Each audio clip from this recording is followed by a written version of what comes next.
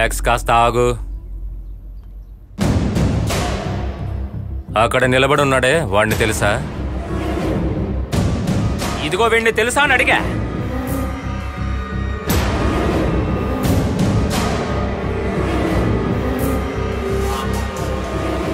వీడి తెలుసా లేదా చెప్పరా? తెలుసా తెలీదా చెప్పా. నా కొడుకు సార్.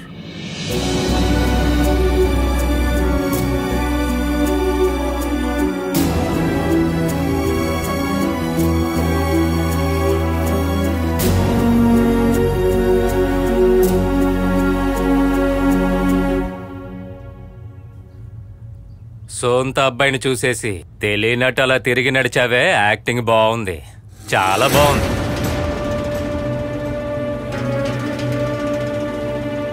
అలెక్స్, ఈడొచ్చిన బైకు సీసీ ఫుటేజ్లో ఉన్న బైకు దాదాపు ఒకేలాగా ఉన్నాయి. అలాగే సెక్యూరిటీని అటాక్ చేసినప్పుడు చూసిన ఒకే ఒక సాక్షివి నువ్వే. ఆలోచించు. అటాక్ మధ్యలో సెక్యూరిటీని ఒకడు మెడ పట్టాడని నువ్వు పోలీసులకు చెప్పావు కదా? అవును సార్. అయితే అతను పట్టుకుంది ఎడం చేత్తానా కుడి చేత్తానా? సరిగ్గా గుర్తులేదు సార్. ఇప్పుడు చెప్పింది అబద్ధమని అర్థమైంది, కానీ లాభం లేదు. ఇదిగా వీడి మెడలో గోర్లు తగిలిన మార్కులున్నాయి.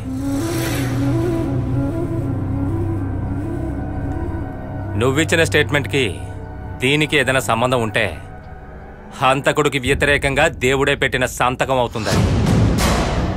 రేపు ఫోరెన్సిక్ రిపోర్ట్ వస్తుంది. అతని గోర్ల మధ్యన ఉన్నది వీడి మాంసం అయితే నువ్వు బాగా చెమటలు కార్చాల్సి వస్తుంది. ఈ కేసు విచారణ బాధ్యత నాదే. ప్రస్తుతం బయలుదేరు.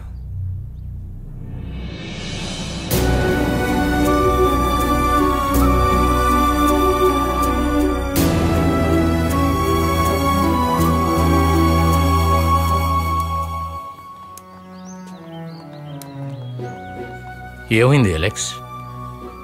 నేను వాడిని చూశాను.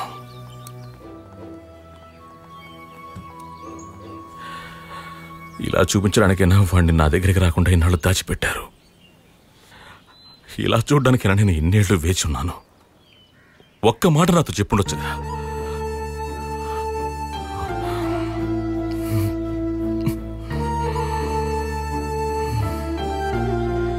అలెక్స్,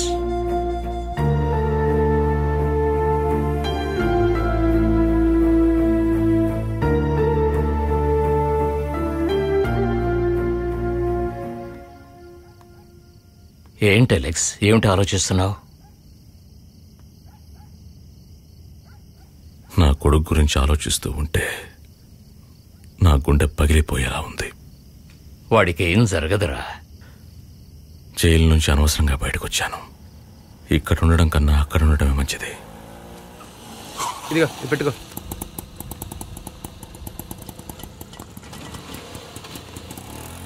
వెళ్ళిన పని ఏమైందిరా? నేను ఈ మొబైల్ని నా ఫ్రెండ్ మొబైల్ షాప్లో ఇచ్చి లాక్ ఓపెన్ చేశాను.